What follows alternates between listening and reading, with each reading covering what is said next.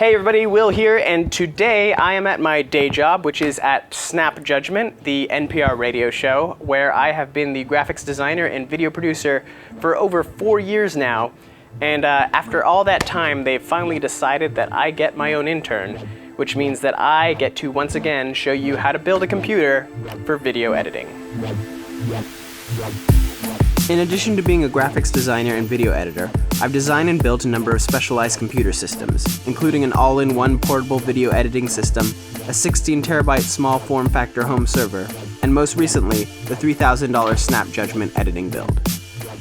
Since then, the custom i7 system has helped produce countless cover photos for our weekly radio show, short videos, and has handled editing our 12-camera live show without breaking a sweat. Now, the response to my last video was awesome. A lot of people were very happy with what I had done in terms of kind of demystifying the computer, in terms of its components and what they do for the video editing process. But one criticism that I received from a number of people was that I spent too much money on it. The budget for the last build was $2,800, or I think it was $3,000, and I ended up spending about $2,800 of that. And a lot of people very rightfully pointed out that they're sitting at home working on a machine that's a bit older and costs a bit less money, and they're perfectly happy. I think a couple of people mentioned that they were on Pentium 4s, and they were editing, and that I just spent too much money and you don't need to buy all that stuff, and that's absolutely true. You can go online and you can see, computers built from Dell or advertised at Staples, laptops for $400 or something like that, and you can absolutely load an editing program on that and video edit on those machines. But I would point out that please, if you're a business or you're looking to make money off of your videos in any way, investing in your computer is just as important as investing in anything else. Like, for instance, your camera gear, which could cost thousands of dollars, including your lenses.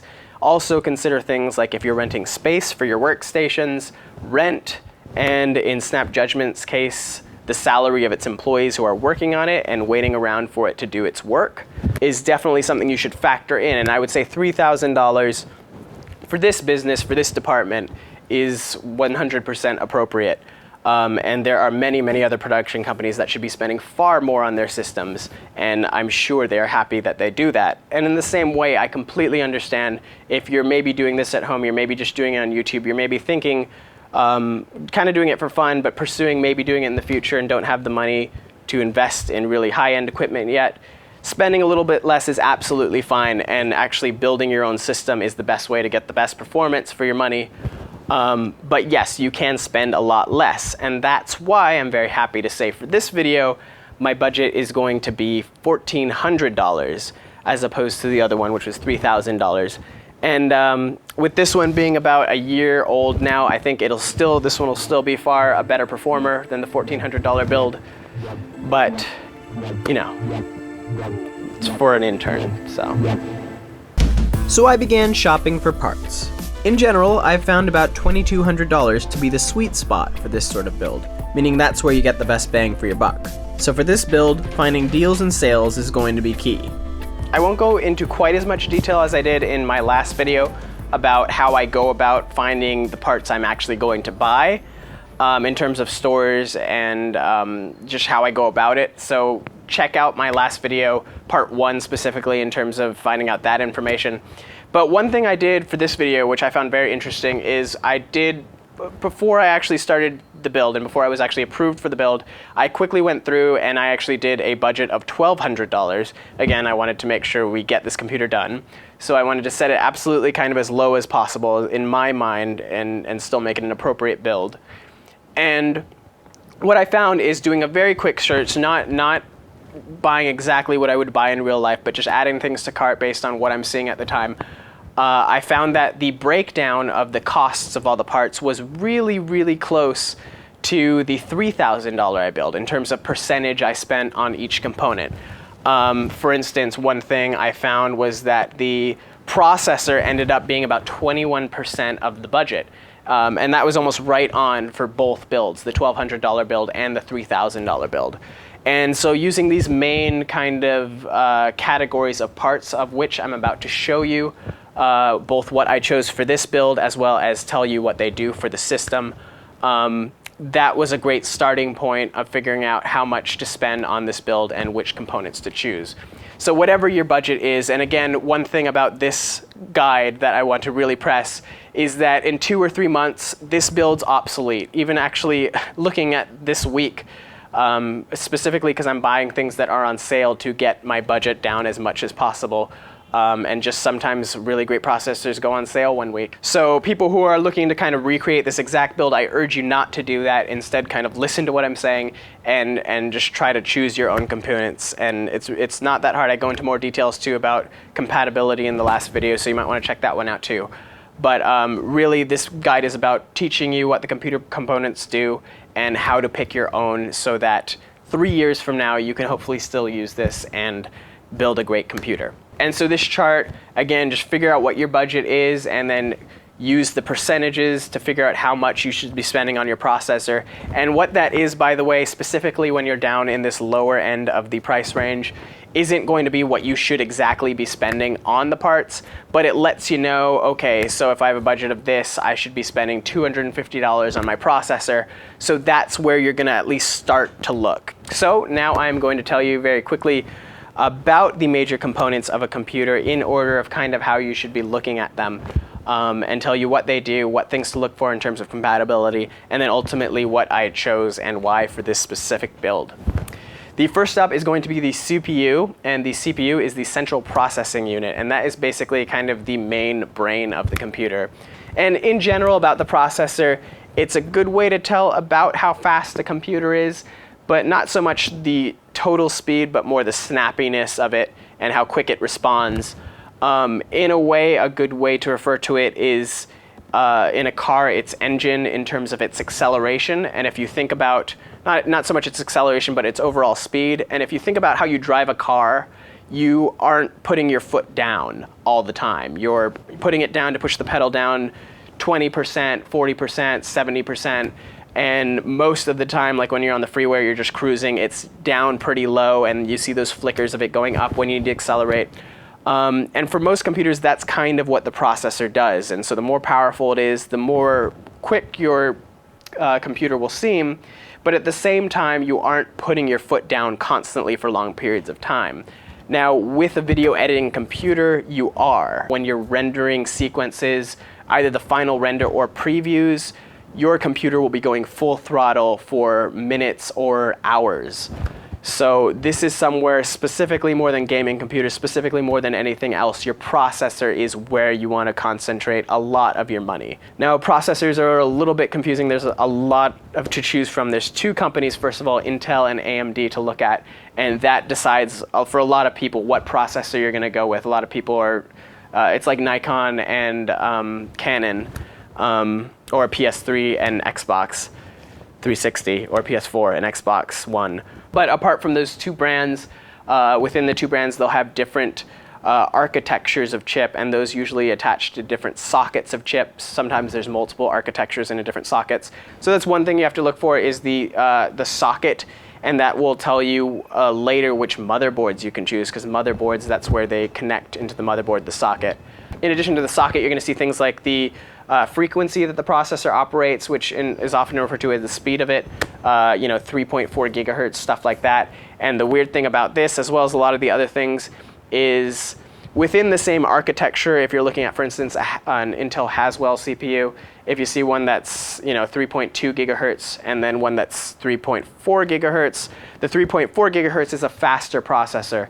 But at the same time, if you're looking then at a processor from a different architecture, like a Sandy Bridge processor, 3.4 gigahertz versus 3.4 gigahertz, one might be faster than the other, and one that's rated at a slower number might be faster than the other. It depends on that specific processor. So it's a little bit confusing. This is one reason I kind of like to use benchmark places that have benchmarks of these processors. Places like Tom's Hardware is one of my favorites to go to.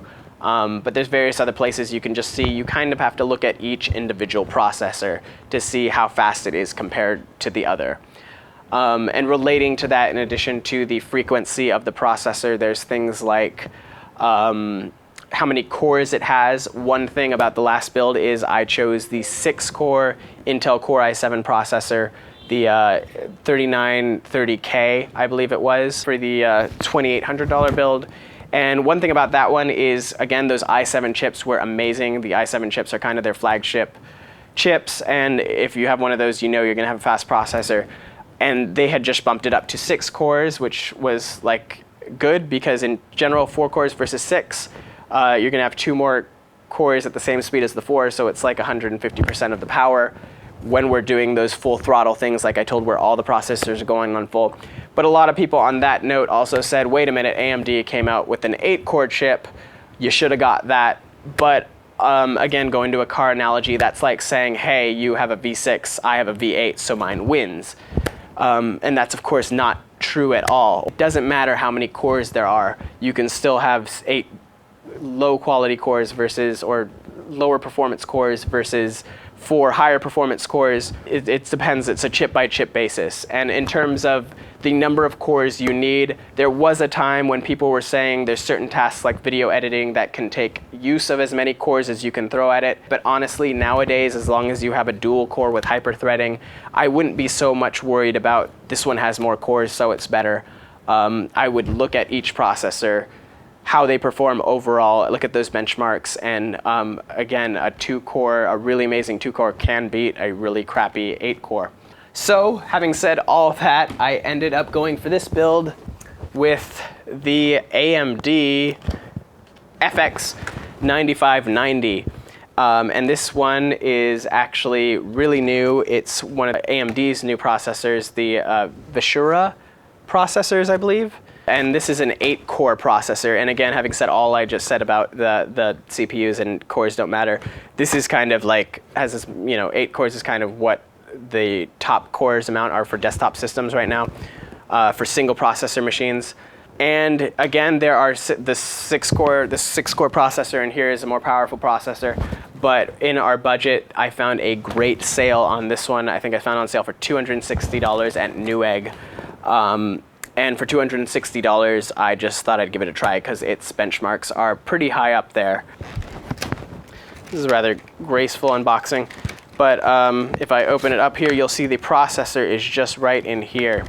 And so this is what a processor is if you haven't seen one before. Just a little chip here. This one has pins on the bottom. If you're looking at an Intel processor, it doesn't have pins. It just kind of has metal spots, and the pins are actually on the motherboard. Now, some processors come in a box with a heatsink. And a lot of processors now aren't shipping with heat sinks, but if that's one thing I'll talk to you a little bit more about later. You have to buy a heat sink for these. If it does not come, it needs some sort of heat sink. But if your CPU does come with a heat sink, you might be in luck and you might want to just use that heat sink. This processor does not come with it. One thing about this processor too, though, is that it is a very power-hungry processor. This processor, I think, uses about 2 or 3 times as much as the average processor in terms of power consumption, and that means it's going to be generating more heat. So that was something I had to take into account. One thing, again, was searching for processors. One CPU I was looking at, when I was looking at Intel CPUs, I saw 2 that were kind of neck and neck. One was a little bit better, but one was on a 2011 socket, and the 2011 socket is the same socket as this machine. It's an enthusiast level socket. It's kind of where their higher performance chips are going, and is where the boards have higher features. Now, when I bought that processor, the boards were brand new, so they were more expensive. I thought with it being a year and a half later, I'd have some more options. But that processor, despite it was a little bit better for the same price, meant buying a board that was twice as much than the other socket. I forgot which socket that other Intel was at, but that's one thing to take into account. So don't just think these processors are the same thing. In reality, that processor had a higher premium with buying it than the other processor, and the other processor ended up being the winner.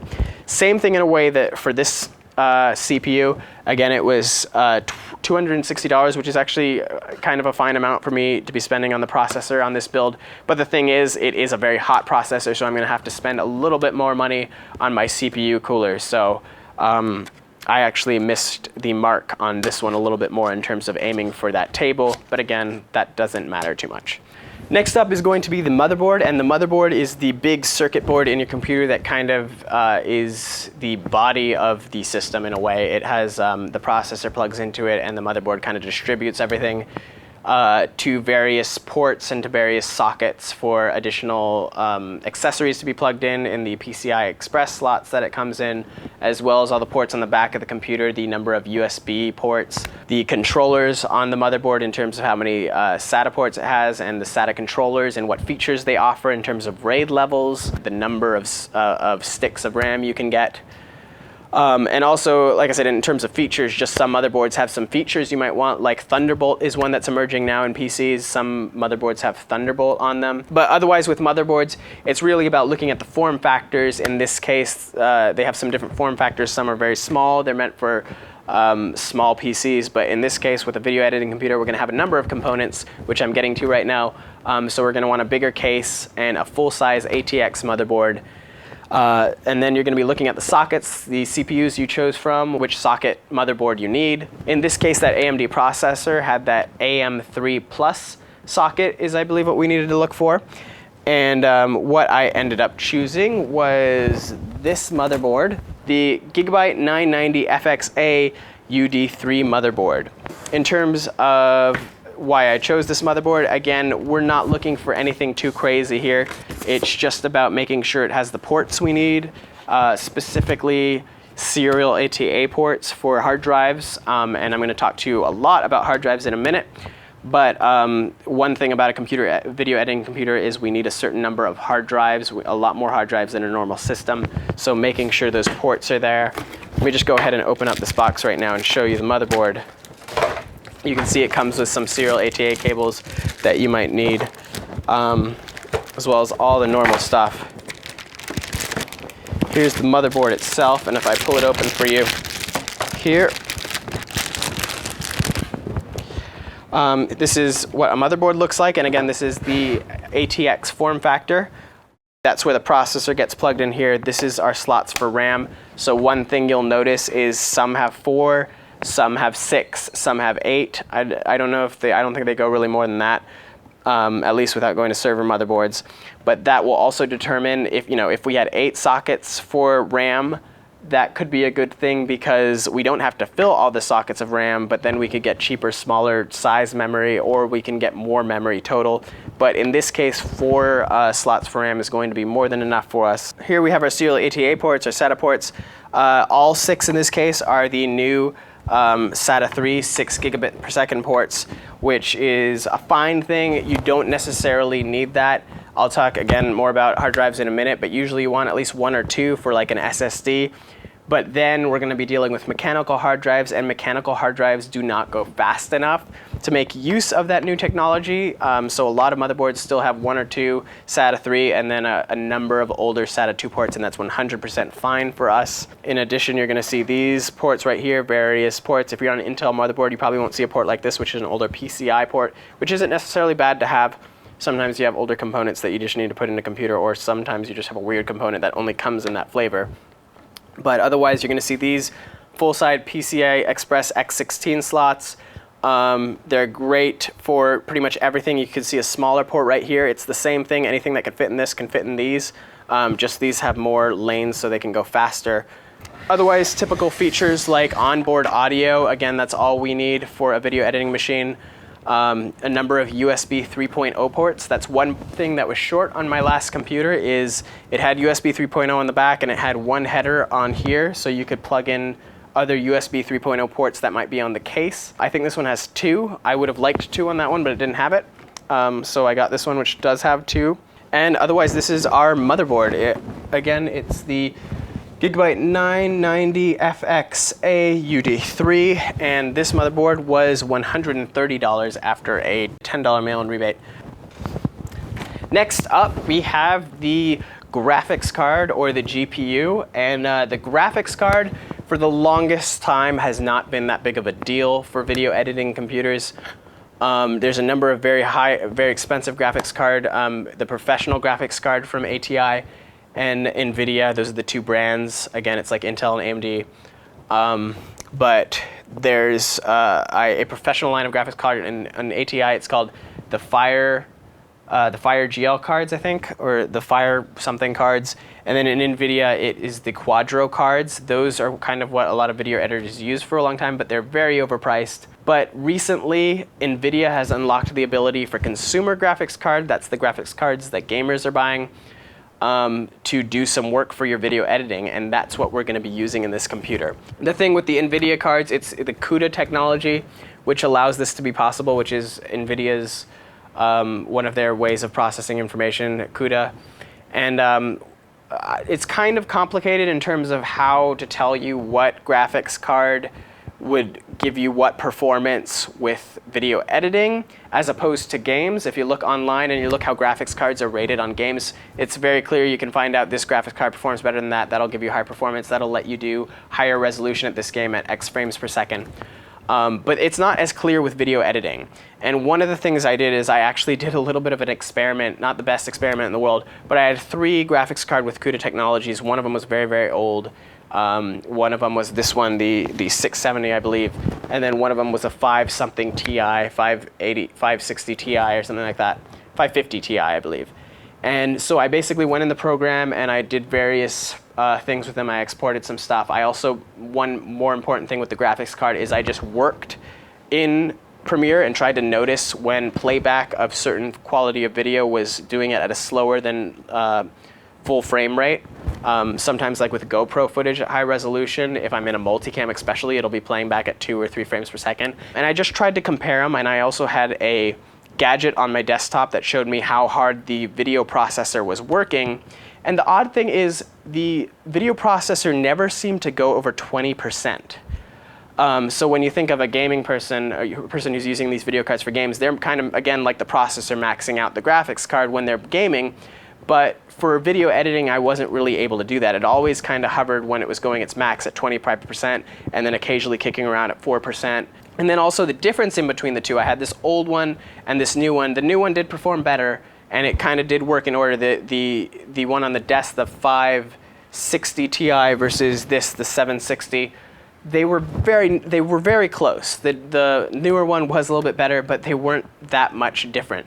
So I think the biggest thing is, first of all, getting a CUDA card, because that made the biggest difference. If you turn off Adobe Premiere's CUDA acceleration, you'll notice a drop in performance. But as long as you have a graphics card that enables that and gets it working, that's the most important thing. And then on top of that, the better graphics cards did perform a little bit better. So the other note I can give you on CUDA is, or getting that CUDA performance, earlier I mentioned maybe looking at the number of CUDA cores. I'm reading conflicting accounts whether that actually helps, whether a card with more CUDA cores performs better. At the end of the day, what I read, I believe it was the memory bandwidth is what it actually is determined how much it will help your system. And that's not a number that they straight up advertise on the card. It's not like, look how big our memory bandwidth is. It shows you how much RAM it has. It usually says processor speeds, whether it's overclocked, stuff like that. So all that branding on the box is not going to help you too much. Go online, research the memory bandwidths of various cards, and see which one has more memory bandwidth, and that's going to be a better performing card for us. So it's a little bit confusing. I'm sorry about that. I can't tell you too much more other than just, again, we're in the lower budget, which is good because it won't matter as much. We're not spending as much on a graphics card. If I were spending $800 on a graphics card and it isn't giving me an amazing performance, I'd be a little bit bothered. But in our case, we were kind of spending a little bit less, and we ended up spending about $190 on this graphics card, which is the GTX 660, again by Gigabyte. I was looking at the memory bandwidth, so this is kind of my way to test out that theory. In my testing, just having a memory card or having a graphics card that has the CUDA acceleration is going to be the most important thing, and we have one with this. Apart from that, it tells you the features. Again, the number of RAM doesn't matter too much from what I understand. In gaming it does, but not for us here. But let me pull this out for you real quick and show you the card. And here is the graphics card. So they all look a little bit different. Usually it's about the manufacturer, in this case Gigabyte, designing the cooler that comes on it. The only other thing you might want to look about when choosing your graphics card is the ports that it comes on it. The absolutely cheapest graphics cards, they might only have 1 or 2 ports, but in general this is what you'll see: a pair of DVI ports, a HDMI port here, and then a display port there as well. And that will determine what you want to do for your monitors. Most of the time, if it has 4 ports out nowadays, it means it can support 4 displays, but double check to see the maximum number of displays it can support. I have 3 here, and this is going, again, this can do 4, I believe, so it'll have no problem with 3. If I was doing this setup, but one thing I'm also thinking about is maybe seeing if I can get my hands on a 4K display, which means that I have to make sure that the graphics card can do 4K, which I did check, and this one can do 4K. So that is the GTX 660, and that was $190 for that card. Next up we have RAM, and RAM is basically what holds the information temporarily in the system. And it's basically all your programs that are loaded, all the project information that is currently loaded. So there's basically 2 aspects of RAM you have to look at. And normally, by the way, if you're building a computer for a desktop, you're going to be looking at DDR3 RAM, so you have to look at the socket, but in general, it's going to be DDR3 RAM. And on top of that, things you're going to be looking at are speed and capacity. Now, probably the more important of the 2 for video editing and this sort of multimedia work, including Photoshop, is going to be your capacity. In the previous build, the $3,000 build, it had 32 gigabytes of RAM, which came in the form of 8 4 gigabyte sticks. And so there's various ways you can go about it. There's different size sticks. In terms of usually 4 gigabytes was kind of the most common back when I built this. I think now we're up to about 8. I think they also have 16 gigabyte sticks, but 8 gigabytes is kind of the right price point in terms of the best deal for the amount of gigabytes. In this case, this system had 8 slots for memory, so I was able to do 8 times 4, but if you're doing 8, you can stick with 4 times 8 or even less. I would recommend in general for a video editing machine, you at least have 16 at this point, which would be 2 8 gigabyte sticks, and you can also arrive at the same destination by having 4 4 gigabyte sticks or 3 or 12 gigabytes would be a little bit low. I would recommend 16. But 32 sounds like a lot, but also I would say it's perfectly fine if you're having big projects, not even in Premiere, but in Photoshop. If you're working with very large raw files and you have more than one file open at once, it can fill up your RAM kind of fast. But on top of the capacity, there's also speed. And so DDR3 kind of tells you the range of speeds it can be, but also your motherboard will tell you the type of memory it accepts. In general, I think around, what is it? I think 1600 megahertz. Is kind of the average for RAM. They print them in different ways. They actually say the speed in megahertz, and they also say the type of RAM, like PC X100 or something like that.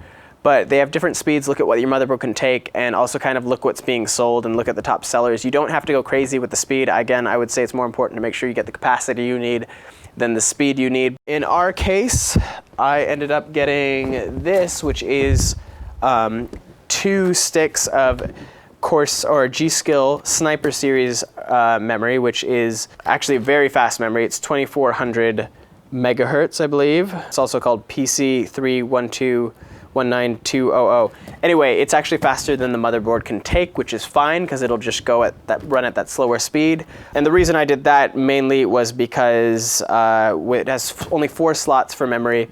So I knew I was pretty much going to be using 8 gigabyte sticks because I want to be able to have 32 gigabytes of memory on it. I'm going to hopefully work out with 16, see how that goes. But if I want to increase performance a little bit, going to 32 can be something I can do in the future. But that next jump up to 32 was just too much money. So at that point, I started putting a little bit more money into the speed since I'm only getting 2 sticks, and I ended up with this G.Skill Sniper Series memory, which was $148.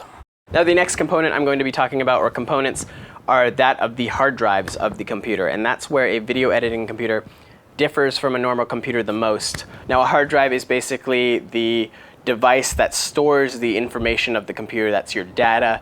That's the programs that you work in your computer, the programs that you edit in Adobe Premiere, stuff like that. Your footage that you shoot, all kind of information and data that is stored in the computer goes on the hard drives. And so the best way to describe the hard drive configuration of a video editing computer is to tell you the sort of data that you're going to be seeing on your video editing computer. And those can be split up into kind of 3 groups. Actually, some people would say 4, but I like to say 3, and I think that's better. And the first group, of course, is going to be your operating system and your software. And that's just the data for Windows. That's going to be your data for Adobe Creative Suite and any other programs you have on it.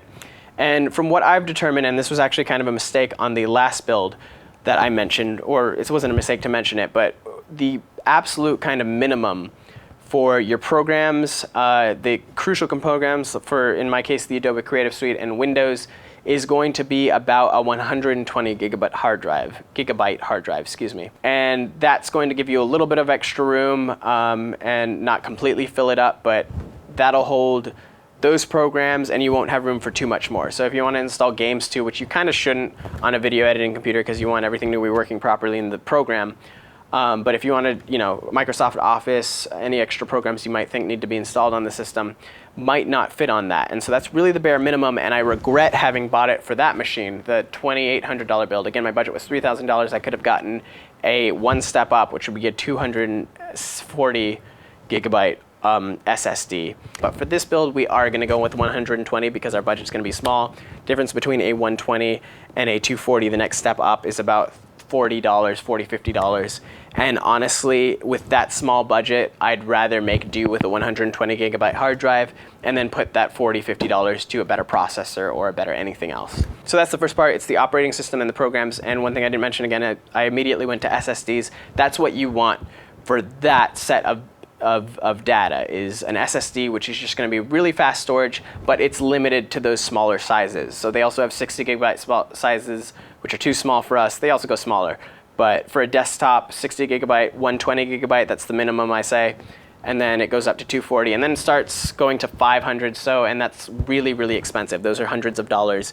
And then you get up to mechanical hard drive sizes like a terabyte, and those are like $1,000 for an SSD. So that's out of our range. But then we get to the next two types of data that you're going to see on your video editing computer. One is going to be your media files and your project files. That's all your footage, that's your music files that you're playing in there, that's graphics. Anything that you make and put on your machine that you're going to be seeing in your project is going to be there, as well as the project file itself. So when you start opening a new project in Adobe Premiere, that Premiere Pro project is going to be there too, or at least I choose to put it there because that's kind of where it should go. Basically, that folder, for instance, all that data together in a folder is what I'm going to give to somebody if they need to work on my project or they need to finish up my project that's going to a different computer. In addition to that media file set of information, there's also scratch disk information.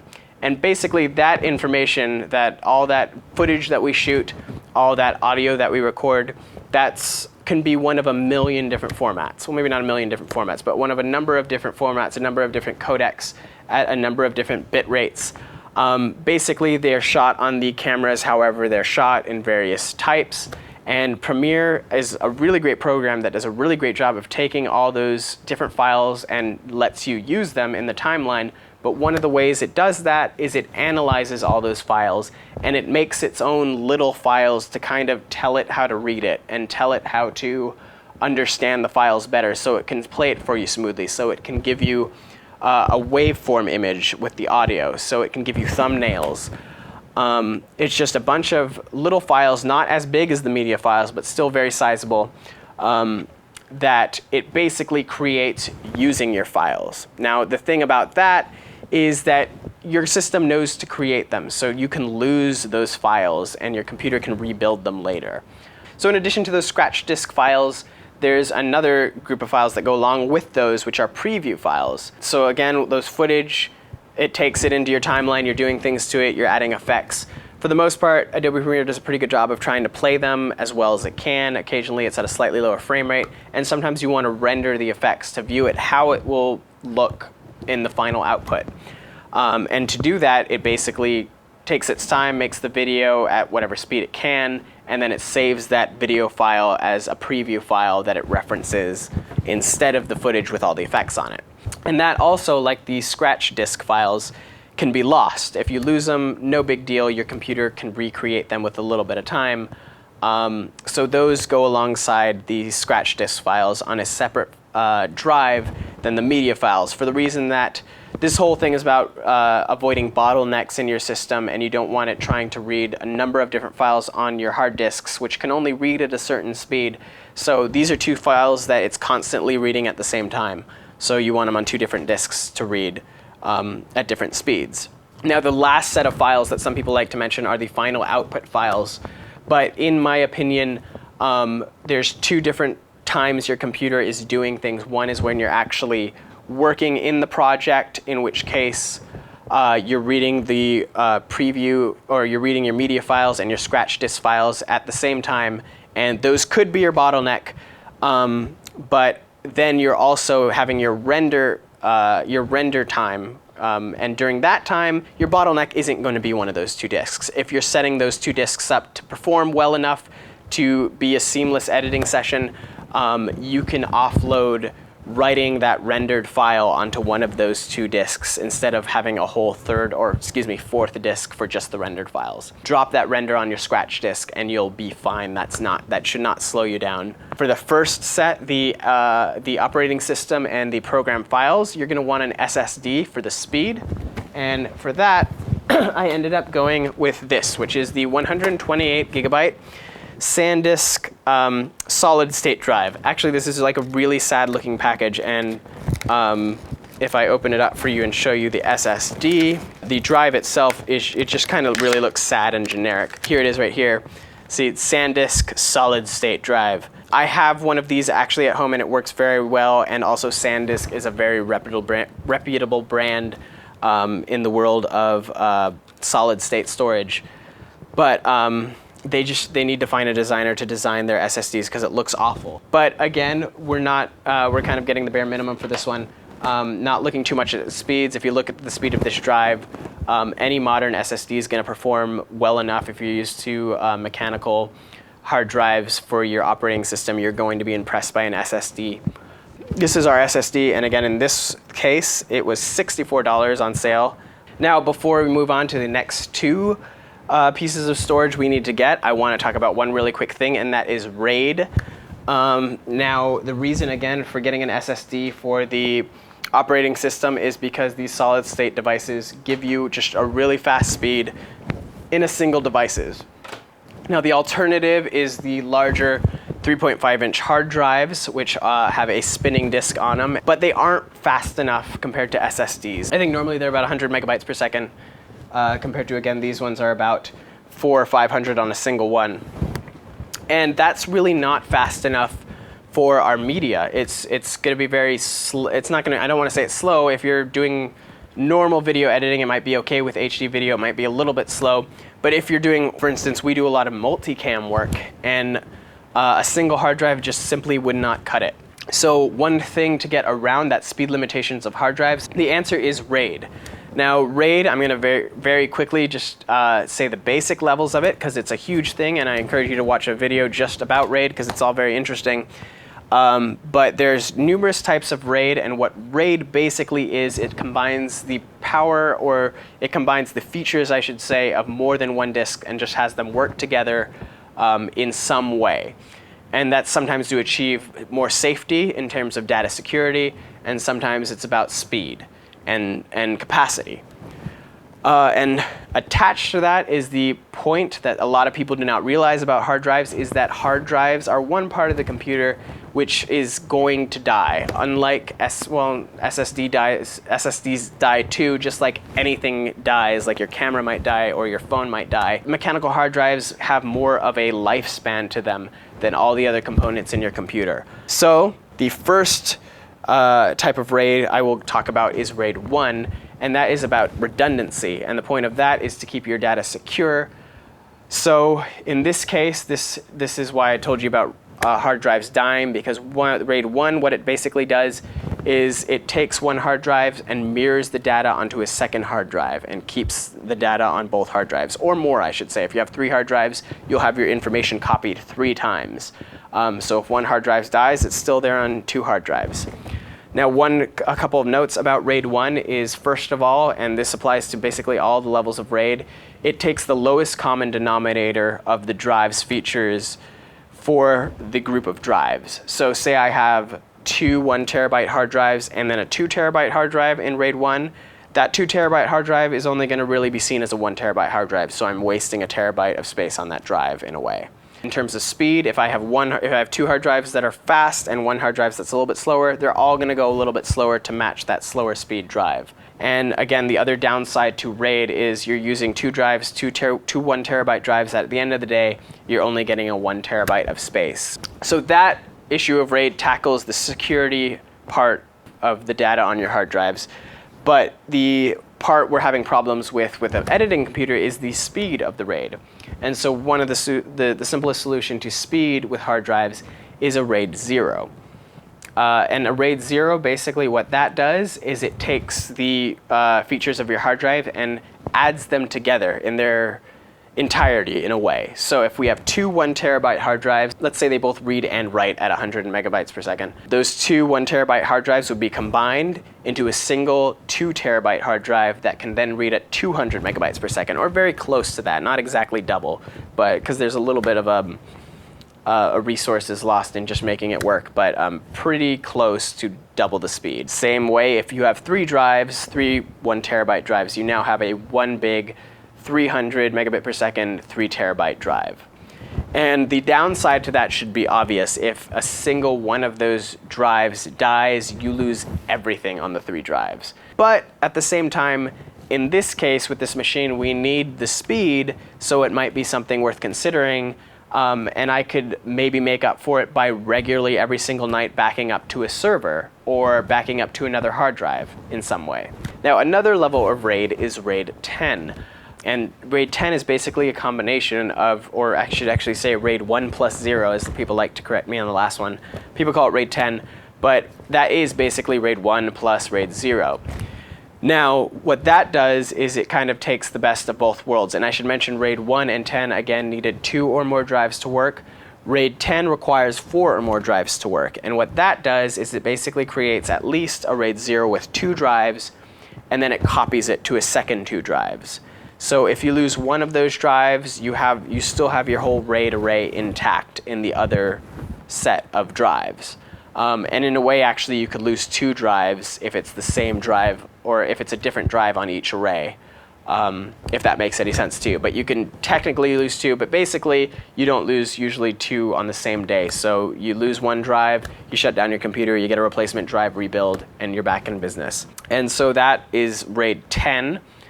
Which again has the downside of losing extra drives. You're spending the money on 4 hard drives and you're only getting 50% of the space, but it's fast space and it's space that's secure. And the very, very last RAID level that I want to mention is RAID 5. And RAID 5 is a little bit more of a complex type of RAID. It's a RAID that I would not really recommend. It basically requires 3 or more hard drives, and it's kind of in between RAID 1 and RAID 0, in that it gives you the sum of the resources of the drives minus one of the drives. So kind of a basic setup of a RAID 5 would be 3 hard drives. Let's say they're 1 terabyte hard drives. At the end of the day, you would have the sum of them minus one of the drives, so that's a 2 terabyte hard drive from those 3 hard drives. And the way it does this is actually really interesting. It does it kind of with math. If you think of algebra for a second, if I give you the formula 1 plus 2 equals 3, imagine one of those hard drives died. If those were 3 hard drives, if you lost 3, 1 plus 2 equals x, you can figure out that it's 3. And the same way x plus 2 equals 3, you could figure out that it's 1. So basically, in the hard drives, your data is represented across all but one of the hard drives, and then that last hard drive is what's called a parity drive. And actually, it's spread across the drives, depending on the exact sort of way it's set up. But the problem is, to do that math, there is a little bit of overhead in terms of resources. So a lot of motherboards will offer a RAID 5 setup, but what it does, to do that math, it offloads that work to your CPU, which you do not want. So there's a little bit of a delay, specifically in the write speeds. Oftentimes a RAID 5 will have great read speeds, but really bad write speeds. Even sometimes, in my experience, with a 4-drive RAID, or actually a 5-drive RAID 5, the write speed was the same as a single drive, but the read speed was a little bit faster. I think it was about twice as fast. But at the end of the day, it just wasn't worth it. To make it work properly, you need to get a special RAID card, which often costs over $500. They have cheap RAID cards, which are $200, but they work very similarly to the way where they still require the CPU to do some work. So if you're willing to spend $800 or $900 or $1,000 for a really nice RAID card, RAID 5 is an option. But even if I had the money to spend it on that RAID card, even if a RAID card was in the budget, in my opinion, hard drives are $80, $90, $100. Just buy the hard drives, do a solid RAID 10, and don't even think about RAID 5. In this case, though, we don't really have the luxury or money to do a RAID 10, and also we are in an office environment. I have a server I can back up to, and also I have my computer. Oftentimes, this second intern computer will have the same projects loaded on that I have loaded onto my computer, so this is a backup in and of itself.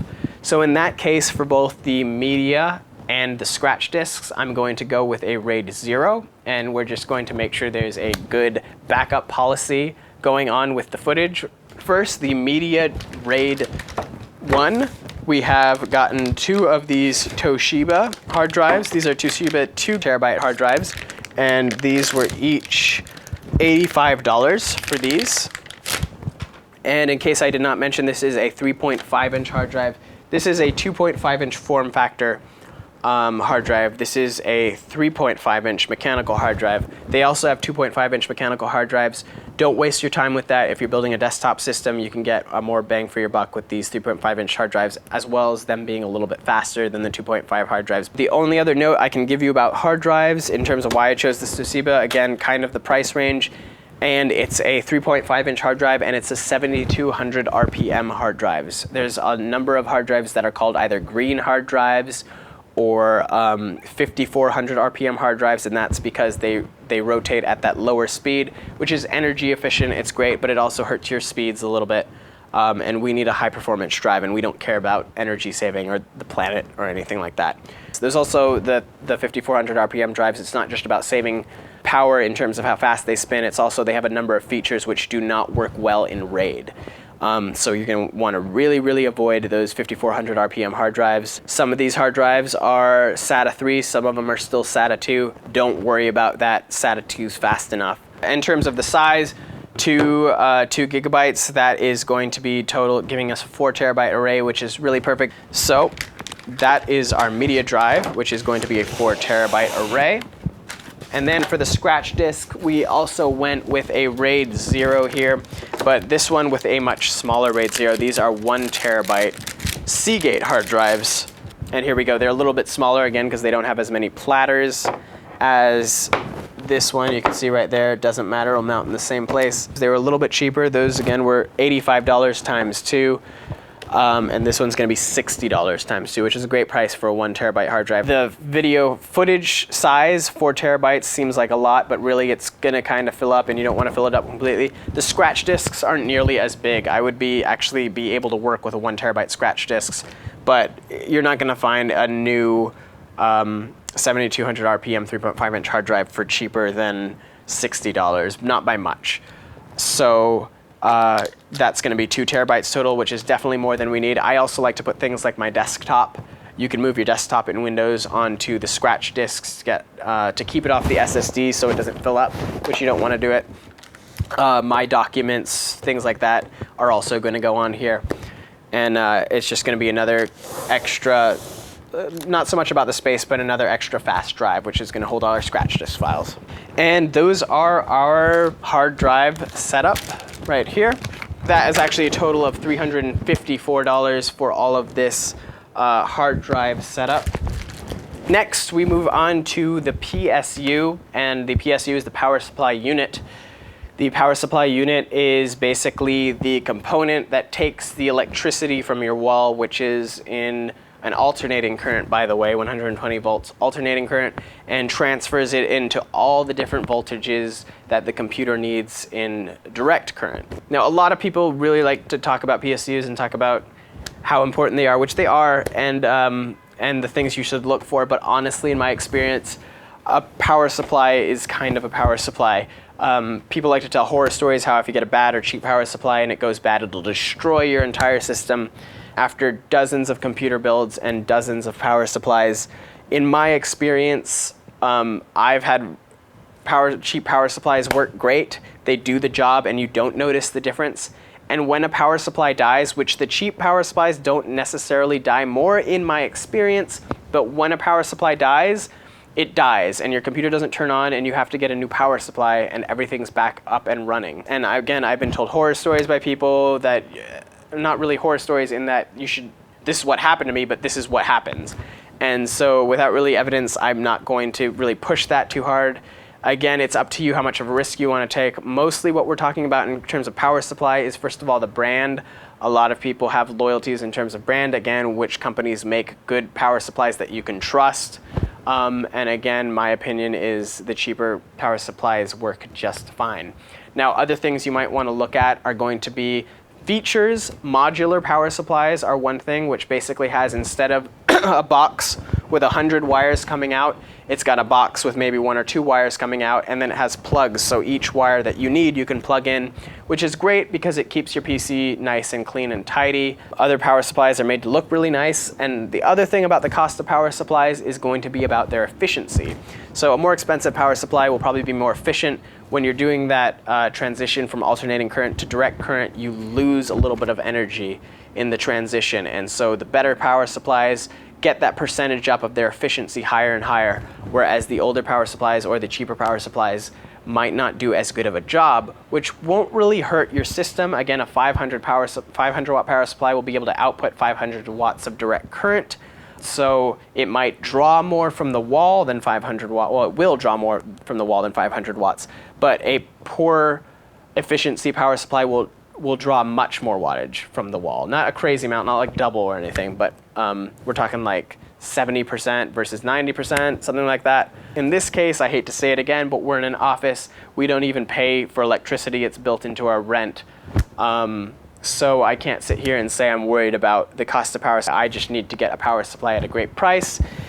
And again, I decided to go with one of the cheaper brands, and what I ended up getting was this, which is a KingWin 750 watt power supply.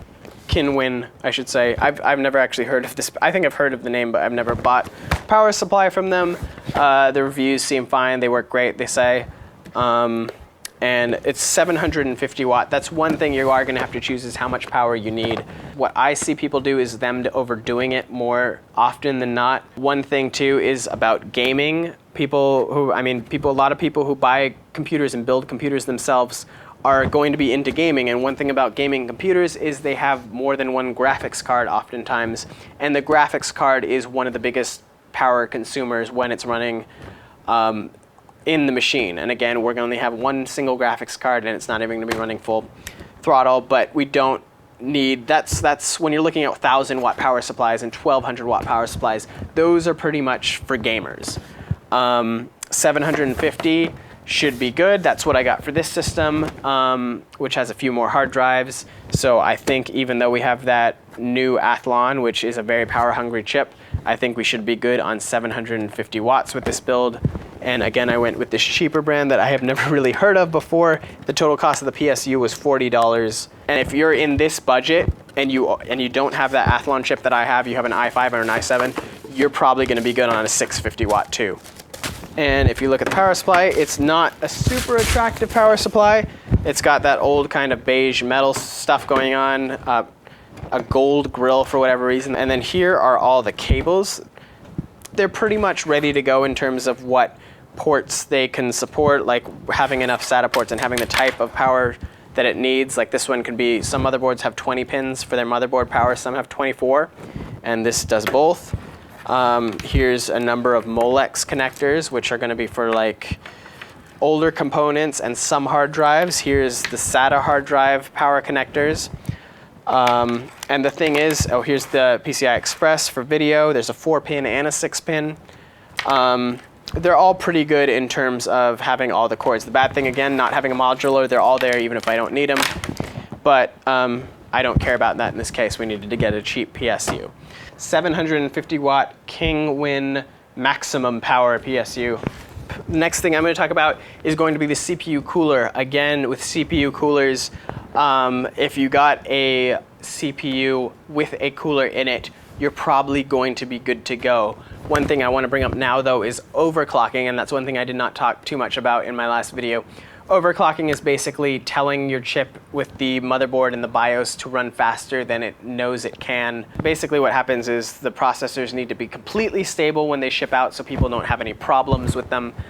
So they're dialed down to make sure they're all safe. But most processors can be overclocked a little. Some processors, if you're lucky and get a nice processor, can be overclocked quite a bit by giving it more power. But one of the bad downsides to that is that if you give it more power, it's going to produce more heat, so that stock cooler might not be sufficient. So one thing, first of all, if you didn't get a cooler with it, you can get a CPU cooler for relatively cheap. A basic one should be less than $20 or around $20. But if you want to overclock, you might want to get a more expensive CPU cooler. Now the note that I want to stress is that in this budget, it does not make sense to buy a $100 CPU cooler and then buy even a $200 or $250 CPU. You're better off getting a more expensive processor and just running it stock, or at least running it knowing you can run it stock, and then maybe being able to overclock it a little bit. I overclocked the 3930K in this machine, and I was very pleased when I did. It made a big difference, but again, the next step up from that processor would have been huge, so it makes sense to buy a $100 CPU cooler, which I did for that one, the H100, and that allowed me to go to a considerably high overclock. Now, with this machine, we did buy that processor that did not come with a CPU cooler, and also I know it's going to be a hot CPU, so we need a very good CPU cooler. So my budget for the cooler, I ended up going a little bit higher than I probably should have for the budget. But again, getting that great processor at that great deal just had that be part of that deal. And so the CPU cooler I ended up getting for this build was once again the Corsair H100. Now again, this was before it was about a $100 CPU cooler. And for this build, I found this one. It was actually, I believe it was a $60, no, it was a $55 refurbished unit from Newegg. I personally don't really like to buy refurbished units or really used units. It's kind of just a snobby thing that I do. I hear they're perfectly fine. But before I go ahead and mention that, one thing, actually the thing about this refurbished unit is they don't usually come in this nice of a box.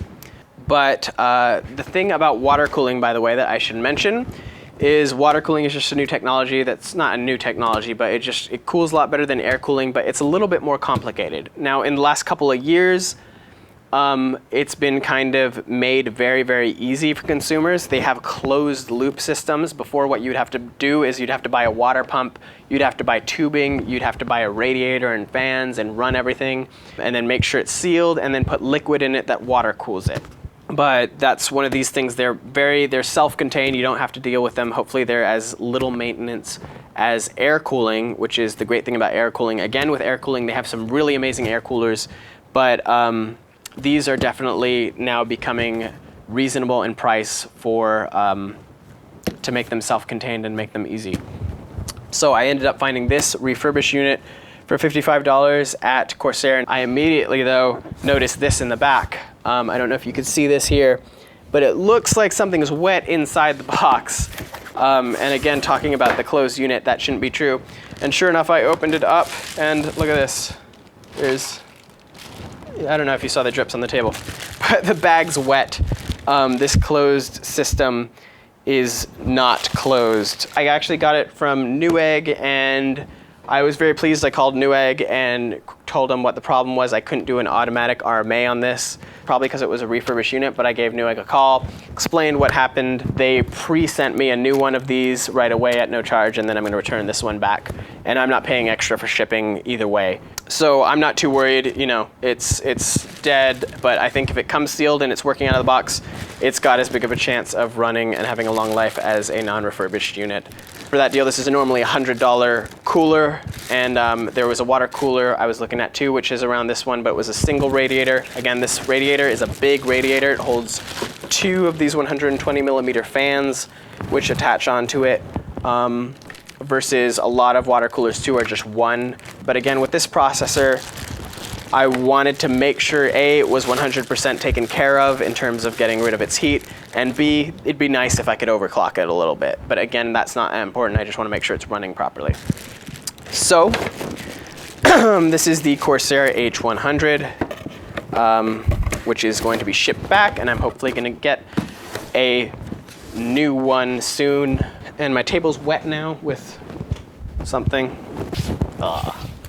And the last major component is going to be the computer case. And as someone who has built a number of computers, but also has built a number of cases, I actually have the least experience with cases. But what I can tell you is their purpose is basically to hold the components of the computer in space and protect them. And on top of that, they do a number of things like manage kind of the airflow of the system, and also have some extra features for the outside of the case, like front panel connectors like audio or USB headers. And so for us, again, we have the ATX motherboard, so we're going to make sure it can hold an ATX motherboard. And pretty much we're not looking for anything particularly small. We're just going to have a nice mid or full tower case that's just going to have enough room for our hard drives. Again, we have more hard drives than most people, so we just need to make sure it has those 3.5-inch hard drive slots, as well as anything else you specifically want for whatever you're doing. On top of that, a lot of choosing a case is also about personal taste and aesthetics of the case. Looking at cases from what I've seen, and actually shopping for this case is something I saw that I've seen in the past too. There's a number of cases that you can find that are like literally $10 or $20 after a mail-in rebate. And when we're working in this budget, I highly advise you to pursue them, because actually they're quite okay. Hopefully, again, rather than spending $100 on this Phantom for this other build, that just would seem wrong to me on this build, because another $80 or $60 or $50 that could go to any of the other components to make it work better and make me or my intern sitting there waiting less is more important than a nice looking case. But on top of, again, just the design of it, things that you might see in a cheaper case is really just about its build quality. They seem a little bit more flimsy. A lot of the features of the more expensive cases too matter most on the day that you're installing the components. So things like the hard drives being easier to install with kind of sliding cages. That does matter and it's nice, but at the same time that only matters and it's only nice on the day you're installing it.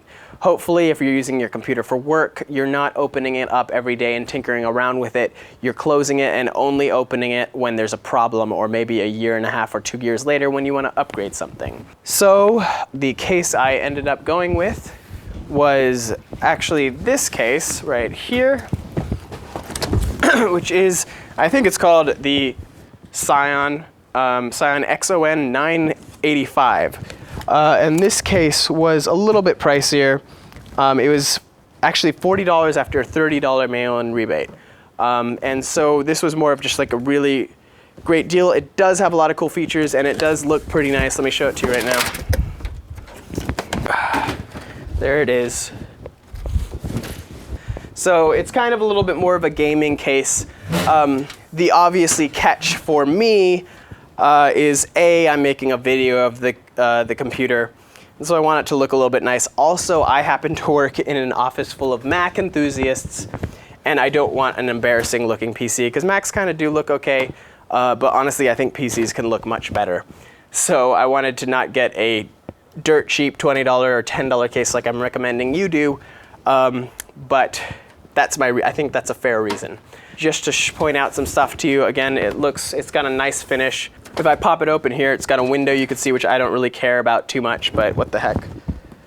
And then you can see it's got those features, those premium features that I mentioned. It's got these drive bays that pop out, and they're also some of them, some of the older cases, they actually go in the other way, which is a little bit harder to do. This is a little bit more convenient. Again, the nicer kind of design that I was talking about. It's got the open spot here for the for the motherboard in case you have to do some CPU mounting stuff with the cooler. That's one thing a lot of other cases neglect, the cheaper cases in design. I've installed motherboards into a computer only to find out I have to pop it open because it doesn't have this slot here.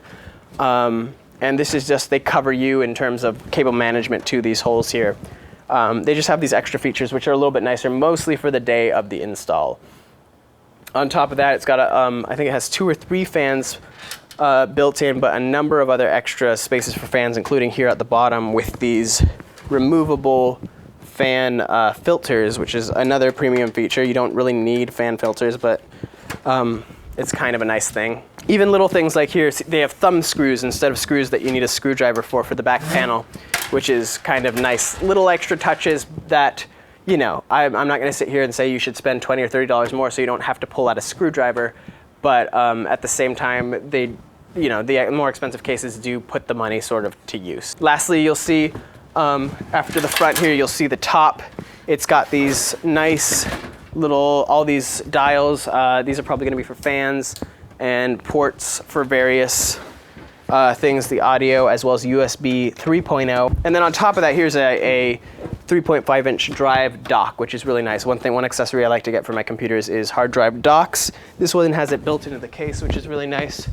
And again, for this machine with 2 RAID 0s, it's kind of nice to be able to take a bare drive and just quickly plug it in there, and now it's part of the computer at probably SATA 6 speeds is what you could attach this to be. So that's a nice little extra feature that you don't see on a lot of even premium cases. But otherwise, that is my case. It's the Xion XON-985, and again, that was $40 after a $30 mail-in rebate. And lastly, there was that little extra category that I told you to leave approximately 3% of your budget for. And that's basically going to be things like fans and like that SSD didn't come with a 2.5-inch hard drive adapter. So you might have to buy one of those. Those are like $5 or $6. But let me show you what I bought for this build with that budget. First of all, I got 2 additional 120mm fans, again with that hot CPU. I just thought get a couple extra fans. The CPU cooler comes with 2 120mm fans, but that case has a bunch of space. Again, also the hard drives. Hard drives do put out a little bit of heat. They don't really usually need their own fan, just various spots on the case that I'm sure I'll deinstall these on. So I got 2 of these, $8 each on the fans. Here I got a DVD burner because a lot of people give me stuff on CDs or DVDs occasionally too. Computers nowadays are coming without optical drives, which is absolutely fine, but again, in a working environment, you'd never know what somebody will give you something on. So it's kind of just important. Why not just fill one of those spots with a DVD drive? This, after all, was only $15. I forgot what brand it is, but I don't even see a brand on it. But again, it's a DVD burner. It's going to be fine. And then lastly, one thing I regret not pointing out on the $3,000 build is you're probably shooting stuff on SD cards or compact flash cards. And so one kind of must-have in a case, in my opinion, if you're building a video editing case, is a card reader, a nice card reader, by the way. I ended up getting a USB 2.0 one for that one that fits in a 3.5-inch bay, only because I didn't have an extra USB 3.0 port. This motherboard does, so I got a nice USB 3.0 card reader that plugs into the motherboard. And this will just be so much faster than a USB 2.0 card reader. Not so much, actually. The writing speed of the card or the reading speed of the cards is what's going to slow us down, but it's still faster than USB 2.0 because we do have nice cards in these cameras. So this is a nice accessory to have, and that came out of our extra budget for that. And one thing, by the way, the last thing for this build that I needed to get, which is something that I did forget, sadly. When I posted the build that I was going to be doing it on Facebook, I mentioned that it was going to be a $1,300 build, and that's partially because I forgot of one of the most important things, which is a copy of Windows. So that's why this is the $1,400 build. I just dropped the ball on this one. Basically, it does not merit its own category because it's pretty much a set price that you're going to have to pay, but just deduct the cost of your operating system out of your budget before you go ahead and break it down in the way that I told you to.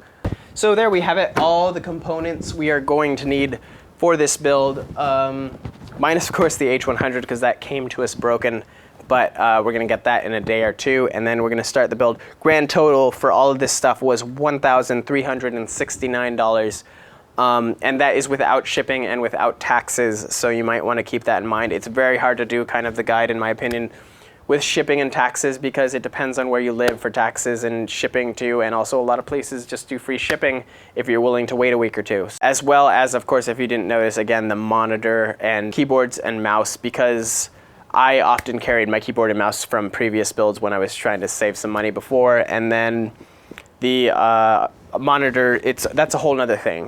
You're going to need a budget for your monitors if you don't already have monitors. And that can be a whole thing. As you can see, I have a 3-monitor setup over here, and there's a number of things you can do. And that can get expensive by itself too. So that's a whole separate thing. But right now we're going to cut to the build.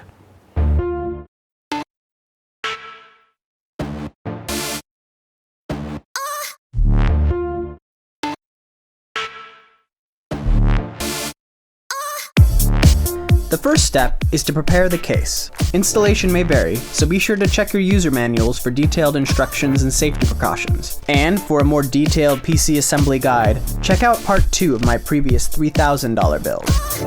Start by removing both side panels of the case along with any easily removable covers to make installation of the components as easy as possible. Then grab your PSU and mount it in the appropriate mounting location. Next, set aside the case and move on to your motherboard. The first component to be installed into your motherboard will be your CPU. Unlock the lever that secures the connection of the CPU by pulling out and up, and then grab your CPU. A small triangle on the underside of the CPU and socket will help you determine the orientation of the CPU, and then you can simply press and lock it into place by replacing the CPU lever to its original position. Next up is the memory. When not filling up all open slots, your memory will need to be installed into specific sockets. The sockets should be color-coded and labeled, and here we will be installing them into sockets 1 and 2. Simply pull the socket clips outward, and then firmly press the modules into place. Next, check out your CPU cooler. Ideally, you can install this after you install the motherboard into the case. However, depending on your components, this may not be possible.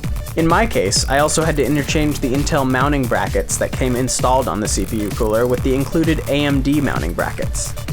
Also, be careful not to touch the surface of the block or disturb any pre-applied thermal grease on the surface. With the H100, it was clear that it would be easier to install the cooler after installing the motherboard into the case, so that became the next step. On the inside of the case, there are a number of holes used to mount various form factor motherboards. Identify the holes your motherboard will use and then install motherboard standoff screws in the appropriate holes.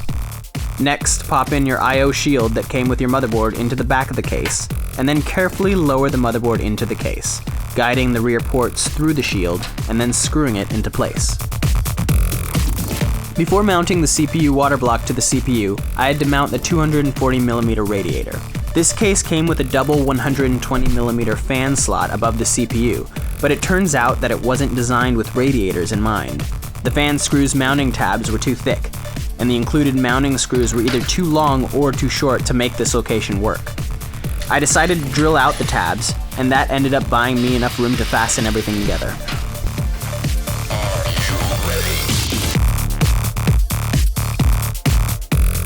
Then, I removed the protective cover from the thermal grease, and carefully pressed and secured the water block into place. If your cooler did not come with pre-applied grease, be sure to carefully apply your own. This cooler also has an unconventional SATA power connector that we will plug in later, as well as the 120mm fans which get plugged into the block. Next up is the graphics card. Install the graphics card in the uppermost PCI Express X16 slot by removing the block-off plates and pressing the card into place. Then use screws to secure it to the case.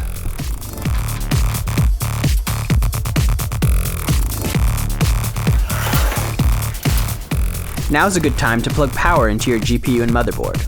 Route the cables through the rear panel to help keep things organized, and be sure to get all the power sockets on your motherboard plugged in.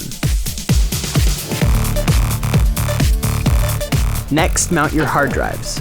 This case had removable trays, however in many cases hard drives are slid and bolted directly into the case.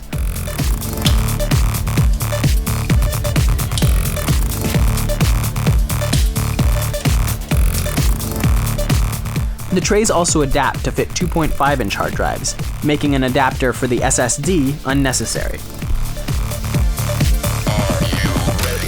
Next, wire the hard drives with SATA cables and power.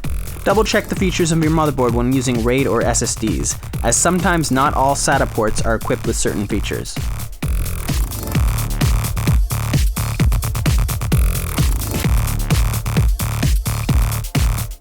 Now is also a good time to look for any loose power cables from the case that need to be plugged in as well. The last parts to be installed are going to be the optical drive and card reader. These go in the open slots on the front of the case. I was surprised to find this case only had 5¼ inch external bays, which was a problem because the card reader came in a 3.5 inch form factor. I ended up having to pick up an adapter for $12 before being able to mount it into the case.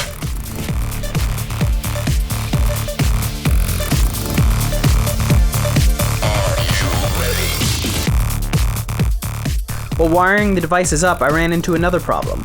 While the motherboards did indeed provide 2 USB 3.0 headers, I realized that what I actually needed was 4 USB headers, 2 for the case and 2 for the card reader. I ultimately decided to plug in the card reader, and then purchased a USB 3.0 to USB 2.0 cable to downgrade the ports on the case to keep them functional. Then, plug in the rest of the headers from the case, along with any remaining power connectors.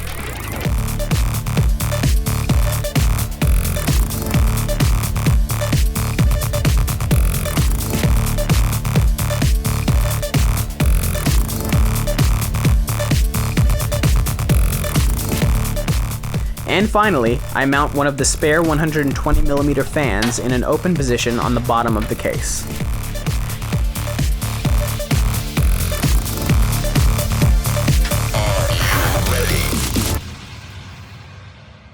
With the system fully built, I reattached the outer panels and moved it to its new home.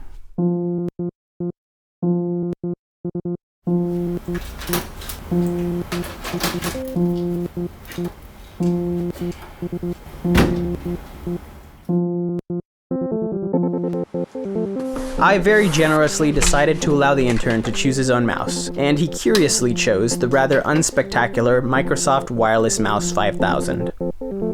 But for the keyboard, I was sent a brand new Adobe Premiere Creative Cloud shortcut keyboard, courtesy of editorskeys.com. The thin-housed unit was a far cry from the bulky custom keyboards or silicone covers that I learned to edit on, and the clear and detailed shortcuts were sure to speed up the editing process for even a seasoned user like myself. And finally, for the monitor, I chose the $500 Seagate 39-inch 4K LED TV. For not too much more than a pair of 1080p monitors, it seemed like an amazing buy, and given the machine will also be used for a considerable amount of Photoshop work, the single large display should win over the side-by-side configuration that I was using.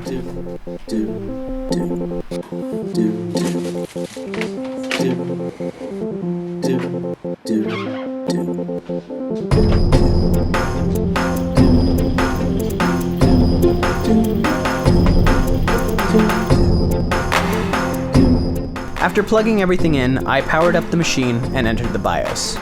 There you can find the settings for the SATA controllers to enable RAID, as well as set up your boot disk to be your OS installation drive and then your SSD. You might also want to double check your settings on your memory, as sometimes they automatically detect and enable them at slower than optimal speeds. Then, save and reboot and enter your RAID configuration utility.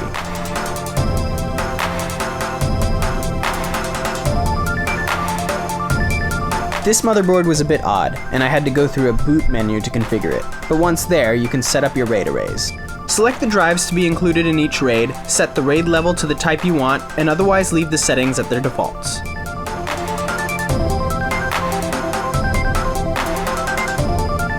Then, insert your Windows installation disk, reboot, and install the OS to your SSD.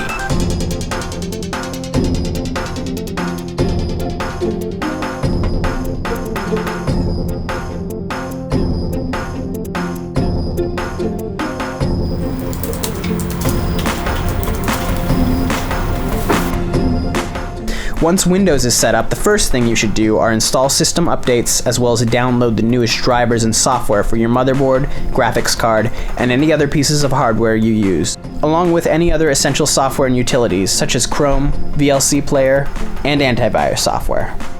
Next, you'll have to set up your RAID drives by going to the control panel. Navigate your way to Computer Management and then select Disk Management, and initialize any uninitialized disks. Then, right-click the disk to create a new simple volume, assign it a drive letter and name it, and then your Windows Explorer should detect your RAID arrays, and you can begin using them as normal hard drives. With your system all set up and working properly, you should now begin to install your larger applications. For this build, I decided to finally try out Adobe's Creative Cloud, Adobe's $50 a month service that includes access to all Adobe applications. This machine was built for Adobe CS5 and above, so whatever the version, install your preferred program as instructed. Then, open Adobe Premiere to set up your CUDA acceleration. Create a new project, and under the Generals tab, there's a drop-down to select your video renderer. By default, Mercury Playback Engine software should be selected, but what we want is GPU acceleration. I was pleased to find this version of Premiere simply gave me the prompt that my graphics card wasn't certified, and let me select and enable it anyway. If you cannot select GPU acceleration, you will need to apply a hack. To do this, open up the Premiere Pro installation folder and find a file called CUDA Supported Cards. This file can simply be edited and replaced to include the name of your CUDA supported card in order to enable it in earlier versions of Premiere.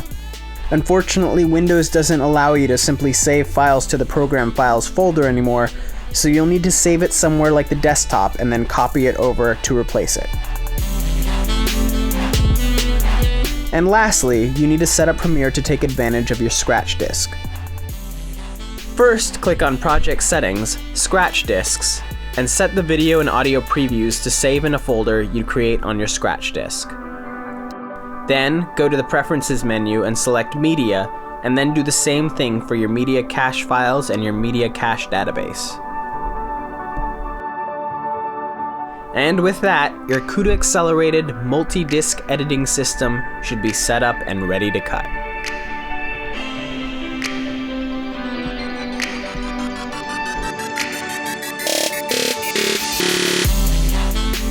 So that is the completed system, and we've had it up and running now for over a month, and so far things are working great. You'll notice there's only two little problems we had during the build. First of all, the lack of a 3.5-inch external bay is something that I guess they're doing more than more. A lot of times cases usually have at least one that I needed for that card reader. And I just had to get a little adapter for that to fix that problem. And then of course, I miscounted the USB 3.0 headers. I actually needed 4. You need 2 for the card reader and 2 for the case. And so what I decided to do is I got that adapter so I could still plug in the case USB 3.0 ports into a USB 2.0 header on the motherboard. And the main reason behind that was so we don't ever have anybody trying to plug in thumb drives into ports on the case and wondering why it's not working or something like that. So that will work, but it will just be at that slower USB 2.0 speeds. And apart from that, the only other problem I had was the one of the case fans here on the front of the case had this really terrible grinding noise. It was just broken, and it just made this really terrible grinding noise when I booted it up. So contacted the manufacturer, and they're gonna be sending me a new bare case fan, which I'm gonna have to open this up later and replace that case fan. But apart from that, everything is working great. The one thing actually I was worried about going into the build, I regretted a little bit getting a 750 watt PSU. That's the same wattage I got for the other $2,800 build. The $2,800 build, again with that 3930K, after I got it and after I overclocked it, I tested it out with a kilowatt to see how many watts it was drawing from the wall. And it was actually drawing pretty close to that 750 watts. It was around 720 or something like that. But everything's working fine on the machine, but it was cutting it pretty close. So I was a little bit worried with this Vishura processor and this one. Maybe I should have gotten an 850 watt PSU. I was a little bit worried about that. But then I booted it up, everything worked great. And then actually after I set everything up, I was stress testing it, running everything on full, and I measured how many watts this system was drawing. And it was only drawing about 640 watts or so. Full load, that's, so it doesn't normally draw that much, but full load, that's how much it was drawing. So I was really pleased with that. I'm not sure why that happened. It must be, I guess, the GPU and maybe the motherboard a little bit are just drawing less power. But that goes to show you again, a 750 watt power supply is more than enough for this machine. And it should be good for most, again, similar editing builds that don't have like dual GPUs or anything like that. So apart from that, performance-wise, I loaded a project up on both machines here from one of our live shows, and that's going to be a 40-minute video with a mix of Canon DSLR footage, Panasonic GH1 footage, and 2.7K GoPro footage.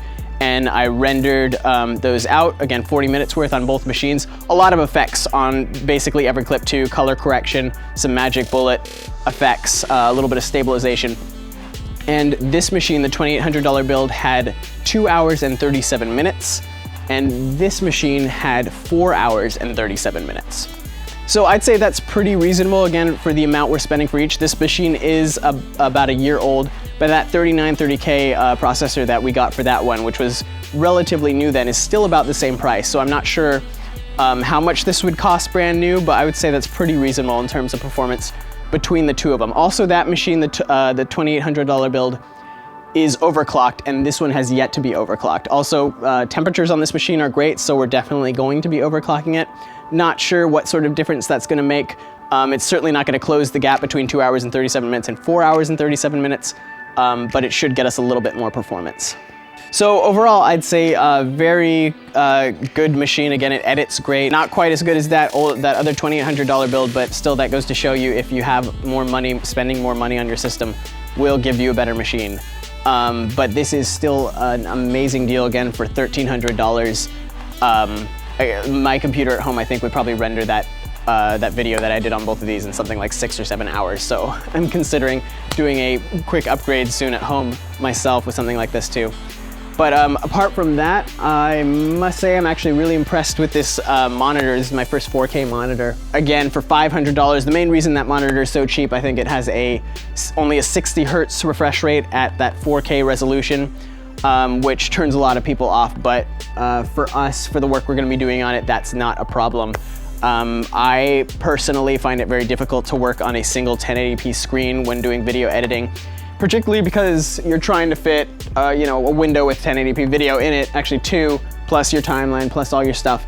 It's just kind of crowded. Again, you can definitely work with a single 1080p monitor, but you can be so much more efficient with just more pixel real estate. And again, $500 for this was just the best deal for the amount of pixels you're getting. The only downside about this though is Windows is apparently dragging their heels a little bit on supporting these monitors. They have the desktop scaling, which allows like the start bar here to be a little bit bigger so it's not incredibly tiny, is kind of a little bit, some of the applications are a little bit pixelated. And then the odd thing is Adobe turns it off completely and makes it use its own scaling. And right now it hasn't done it for Photoshop and Premiere at least. Illustrator they recently updated, but Photoshop and Premiere, you'll see in Premiere here, just these icons are so incredibly tiny. Everything in my bin is just so incredibly tiny. It's just a little bit hard to work with. And Adobe's blaming Windows, and but they're slowly fixing the applications. And hopefully that won't be a problem soon. So I would say still amazing. Again, a really amazing monitor, really fun to use. Just a little bit of kind of weirdness to it, and hopefully it'll be resolved soon. And that's going to be about it for this video. I just want to give a big thank you to editorskeys.com for supplying me with one of their Adobe Premiere Creative Cloud shortcut keyboards. If you're not using your keyboard shortcuts when you're editing, you probably could be saving yourself a lot of time. And there's really no better way to learn them than just to have them out in front of you all the time. So this is going to be a really good learning tool for our intern. And actually, looking at it myself, I think I only use about 10 or so of these. I could use some time with it myself. But big thank you to Editor's Keys for hooking me up with not actually one of these, but 2 of them. And this second one I'm going to be giving away on Facebook. So make sure you head over to my Facebook page at facebook.com/willyoudesign and like the page and find the comment or find the post about this giveaway and leave a comment and you'll be entered to win it. I'm going to keep the entries open until June 6th, Friday, June 6th. So make sure you go ahead and do that, and then I'll be announcing the winner the next week, and that person will get one of these Adobe Premiere Creative Cloud shortcut keyboards, the PC version, of course. So go ahead and do that. And then also, of course, Make sure you're subscribed to the channel, and also I should probably thank Snap Judgment for paying for everything and letting me be here. So thanks to Snap Judgment for that. Otherwise, that is going to be the end of this video. I hope you enjoyed it. Thanks for watching.